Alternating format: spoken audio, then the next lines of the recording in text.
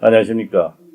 비판과 대한 TV의 곡학아세, 즉 허황된 학설로 세상을 현혹하는 것을 비판하는 그 곡학아세 코너를 담당하고 있는 이용구입니다. 오늘은 강성주 대표님을 모시고 지금 조국 청문회에 가장 핫한 이슈인 그 딸의 대학 입시 관련돼 가지고 대화를 나누도록 하겠습니다. 안녕하세요. 네, 안녕하세요.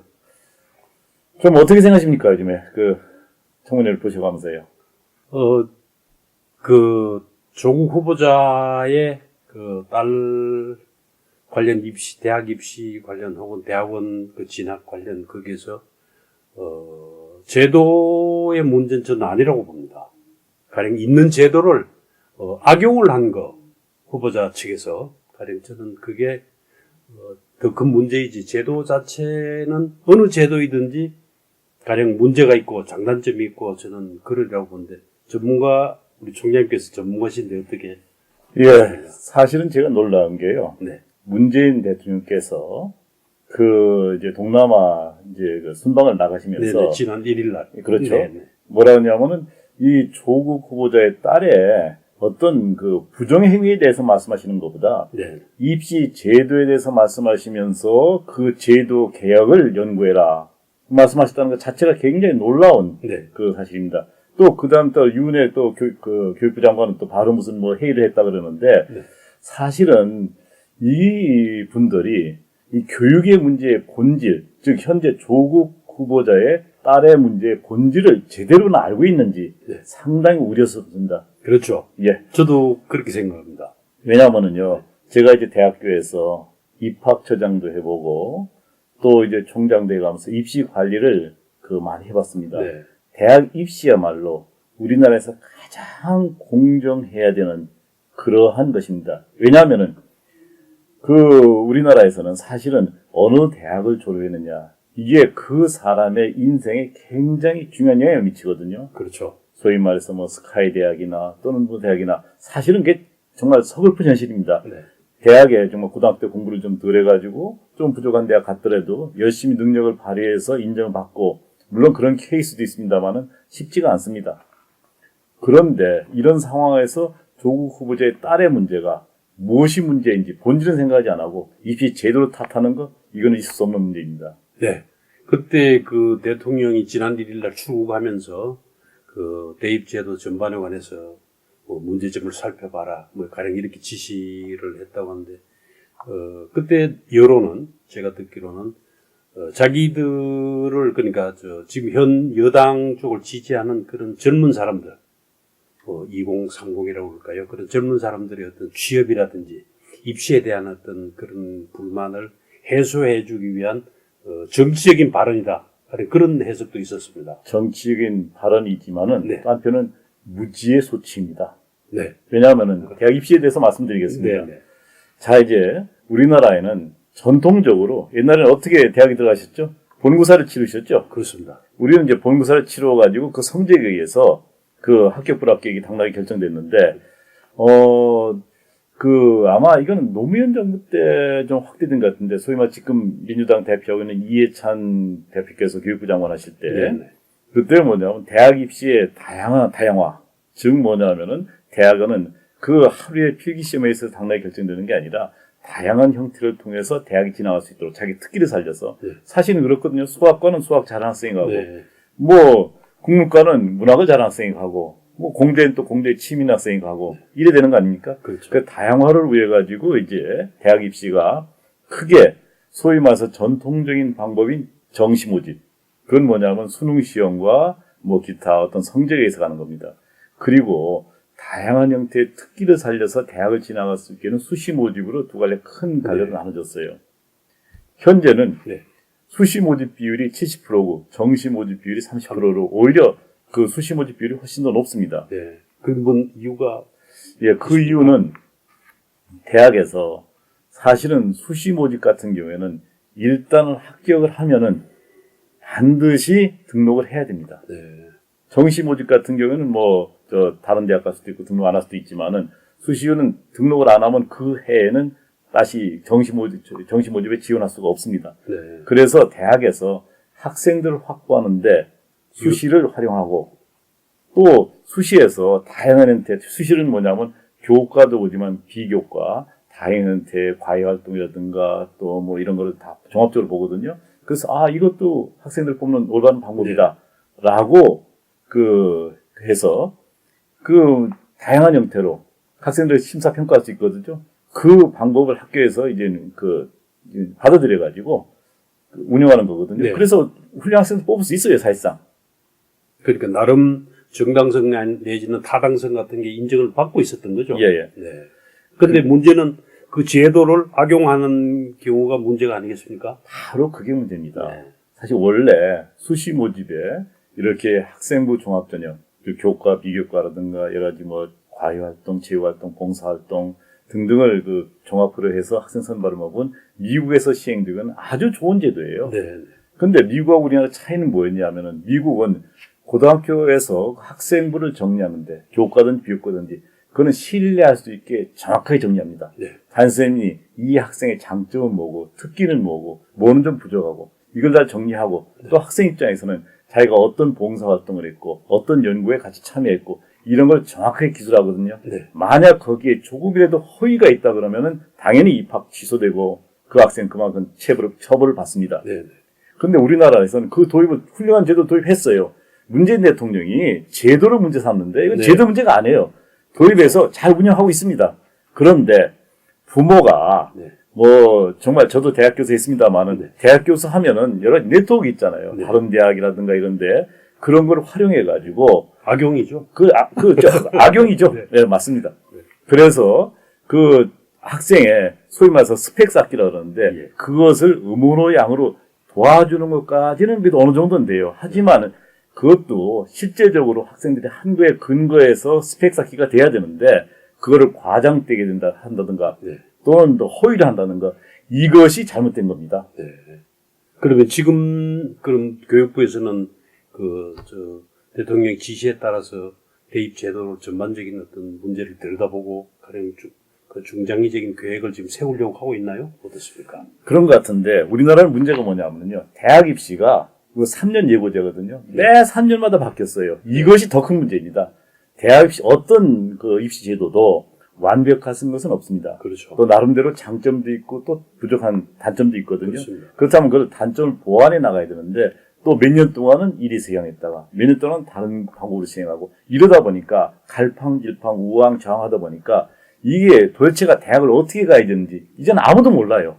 글쎄, 하도 복잡해서 그걸 아는 사람은 없다고 다들 얘기하더라고요. 예, 그렇습니다.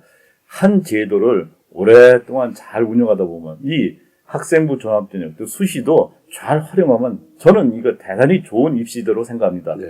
예를 들면 정시는 뭐냐면은 옛날에 치렀던 정시 본고사는 네.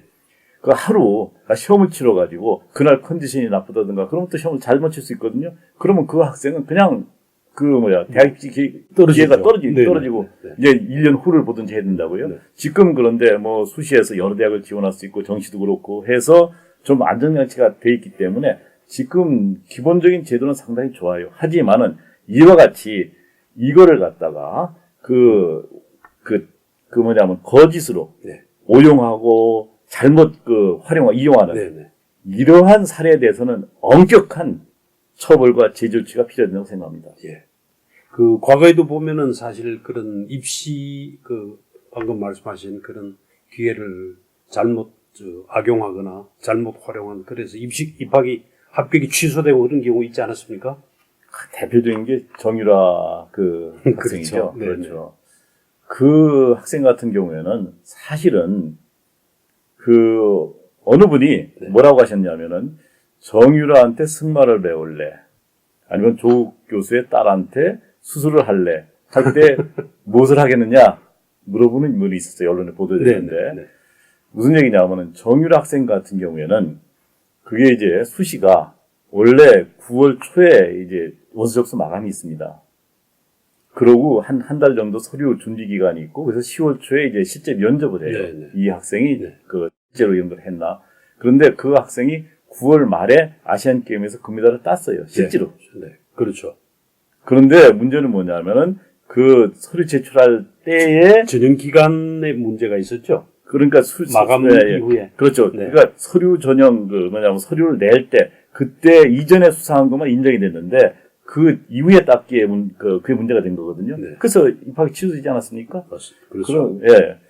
그렇기 때문에 이번 같은 경우에도 만약에 고려대학교 입시나 부산의료원 입시에서 그 작성된 자기소개서나 이런 데에 허위가 있고 또 과장된 게 잘못된 게 있다 그러면은 그건 당연히 입학이 취소되어야 정당하다고 저는 생각합니다. 저도 그렇게 생각합니다. 물론 공식적인 어떤 결과나 한번 조사나 이런 것이 마감되거나 정리가 되면은 학교 측에 적절한 조치가 있지 않을까 저는 그렇게 예상을 하는데 그렇게 할 겁니다. 당연히 그래야 되겠죠. 그러면요. 그래가면서 또 고려대학 같은 경우에는 이제 처음에는 입시 서류가 5년이 지나가지고 보존 기간이 지나서 다 폐기했다 그랬는데 요즘에는 입시 서류가 그렇게 폐기가 되지 않습니다. 아, 예. 어떻게 되느냐면은 지금은 디지털 세대 아닙니까? 네. 그 모든 입시 관련 서류는 일단 받으면은 스캔을 해요. 네. 왜냐면 혹시 분실될까 굉장히 중요한 서류이기 때문에 네. 스캔을 해서 파일로 서버에 저장을 합니다. 네. 그런데 심사 평가할 때는 어떻게 하냐면 그 심사위원들이 한 방에 이제 들어가면은 거기에 여러 개의 모니터가 있어요. 그럼 심사위원이 한 모니터 앞에 앉아가지고 자기 이제 패스워드 이걸 치죠. 치면서 그럼 자기가 심사해야 될 대상자이고 파일이 뜹니다. 자료. 네. 예. 그럼 그걸 봐가면서 이제 심사평가하거든요. 무슨 얘기냐면은 원래 제출한 서류뿐만 아니라 그 심사평가위원들이 평가한 내용도 분명히 서버에 저장되어 있을 겁니다. 네. 그런 걸 보면은 입시에서 어떻게 그게 작용을 하는지 바로 알 수 있는 겁니다. 네.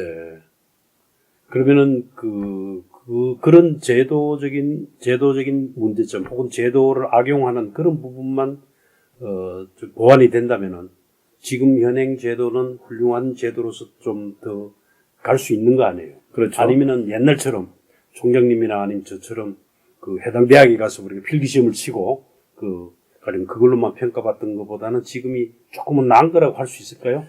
저는 지금 제도가 더 낫다고 생각합니다. 네. 제 예를 들어보면 제가 이제 70대 초반에 대학에 들어갔는데요. 네.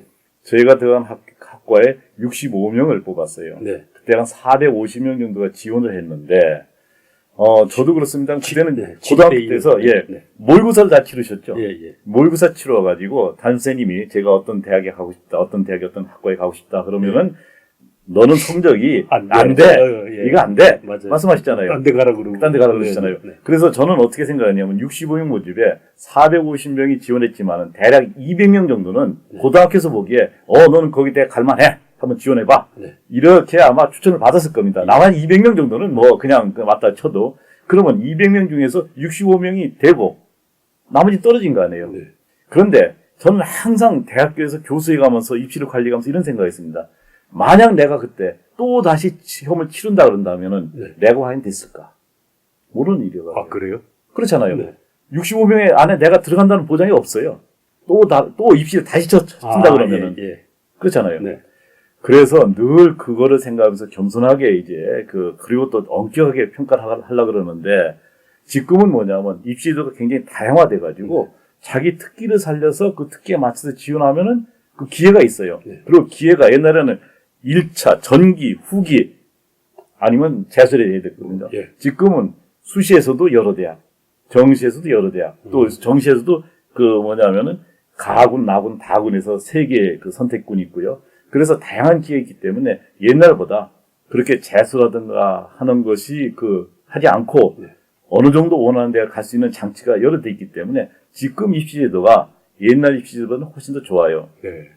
우리 총장님께서 말하자면 입시 대학 행정의 어떤 달인 아니면 입시 제도만 해도 여러 가지 경험이 풍부하신 거 아니에요. 저 개인적으로 한번 여쭙고 싶은 거는 이 대학 입시에 관해서는 정부가 일체 손을 떼고 대학이 자기가 가르칠 학생 적절한 학생을 뽑아서 이렇게 전적인 권한을 행사하는 그런 제도는 어떻습니까? 그렇게 해야 됩니다. 네. 아니 대학에서 생각해 보시자고요.